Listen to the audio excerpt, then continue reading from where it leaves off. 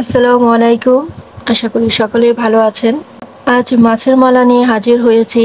মালা মূলত ফুল দিয়ে তৈরি করা হয়, কিন্তু আমি মাছ দিয়ে বানিয়েছি। যারা শুঁটকি মাছ খেতে পছন্দ করেন তারা অবশ্যই বুঝতে পেরেছেন কেন মাছ দিয়ে মালা বানিয়েছি। পুরো ভিডিওর সাথেই থাকুন। স্বাস্থ্যসম্মত উপায়ে কিভাবে ঘরে শুঁটকি মাছ তৈরি করা যায় সেটাই আজকে দেখাবো। স্বাস্থ্যকর উপায়ে আমরা যদি ঘরেই তৈরি করতে পারি তাহলে বাজার থেকে চড়া দামে কিনতে হবে না। এর জন্য আমাদের প্রথমে লাগবে মাছ। তো আমি আজকে দেশি পুঁটি মাছ দিয়ে বানাবো। যেহেতু রোদে শুকিয়ে শুটকি করব, সেই কারণে পেট কেটে আঁশ ছাড়িয়ে লেজটা কেটে নিয়েছি। আমরা রান্নার জন্য যেরকম করে ধুই তার থেকে হালকা একটু কম ধুলেও হবে। মাছের যে ছোট ছোট পাখনা আছে সেগুলো কিন্তু কাটিনি, এগুলো রোদে শুকিয়ে আপনা আপনি পড়ে যাবে। আমার মাছ ধোয়ার কাজ শেষ। মাছটা রোদে শুকিয়ে যাতে কালো না হয়ে যায় সেই কারণে আর কি হলুদ দিচ্ছি, হলুদের গুঁড়ি। হলুদ গুঁড়ি দেওয়ার আরেকটি কারণ হলো মাছ যাতে ছত্রাক ব্যাকটেরিয়া আক্রমণ করতে না পারে, সে কারণে আর কি হলুদ গুঁড়ি দিয়ে দিচ্ছি। আমার হলুদ গুঁড়ি মাখানো শেষ। দেখেন আমি কিন্তু মাছের শুধু পেট কেটেছি আর আঁশগুলো ছাড়িয়ে নিয়েছি। ছোট ছোট যে পাখনা আছে সেগুলো কাটিনি, কারণ এগুলো রোদে শুকিয়ে আপনা আপনি পড়ে যাবে। এখন আমরা মাছ দিয়ে মালা বানাবো, সেই জন্য আমাদের সুই লাগবে এবং সুতা লাগবে। মাছ গাঁথার জন্য সুই একটু বড় সাইজের নেবেন, তাহলে সুবিধা হবে। তো মাছের যে পিঠের অংশ আছে সেখান থেকে আর কি গাঁথা শুরু করবেন, তাহলে কাটার যে শক্ত অংশ সেটা সুইয়ের সাথে লাগবে না। আমি মাছগুলো গেঁথে দিচ্ছি।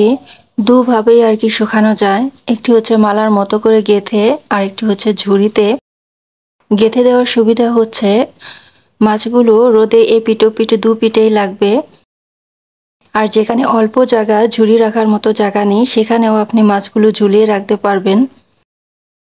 আমি দুভাবে দেখিয়ে দিব, একটি হচ্ছে ঝুড়িতে আর একটু এই তো আমি এভাবে পুরো মালা আর কি গেঁথে নেব। এখন দেখাবো ঝুড়িতে কিভাবে শুকাবেন।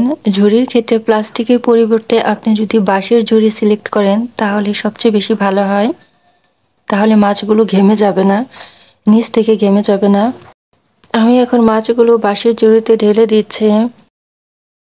এগুলো একটি একটি করে আর কি বিছিয়ে দিব, যাতে একটির গায়ে একটি না লেগে থাকে। যদি একটির গায়ে একটি লেগে থাকে তাহলে কিন্তু রোদ ভালোভাবে লাগবে না, আর মাছগুলো নরম হবে, গন্ধ হয়ে যাবে। সেই কারণে চেষ্টা করবেন আলাদা একদম ছাড়া ছাড়া ভাবে দেওয়ার জন্য।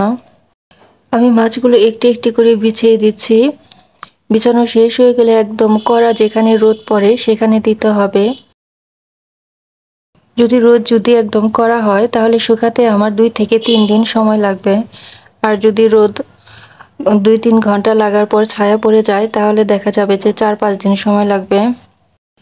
আমি এখন ঝুড়ি আর মাছের মালা নিয়ে যাচ্ছি রোদে শুকাতে।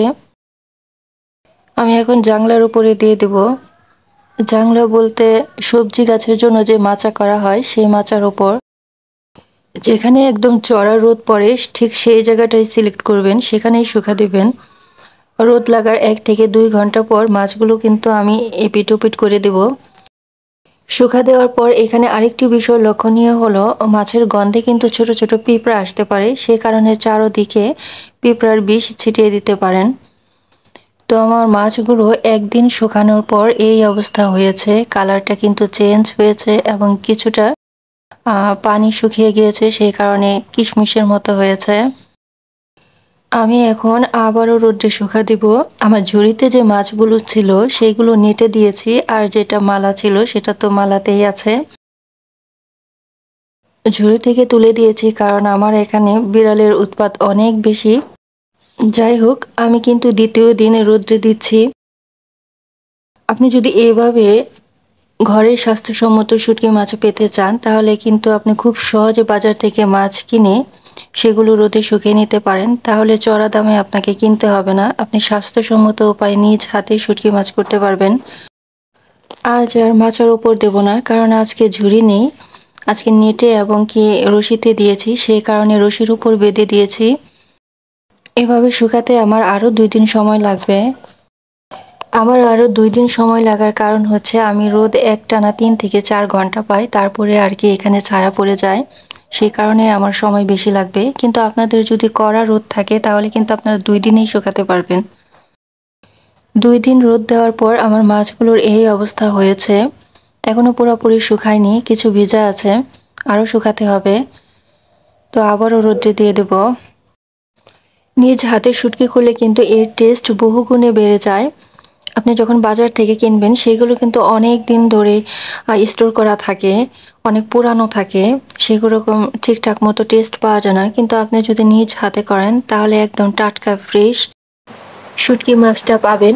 তো আমি এখানে যে শুটকি মাছ করেছি এগুলো এখনো পুরোপুরি শুকায়নি, আরও একটি রোদ দিতে হবে।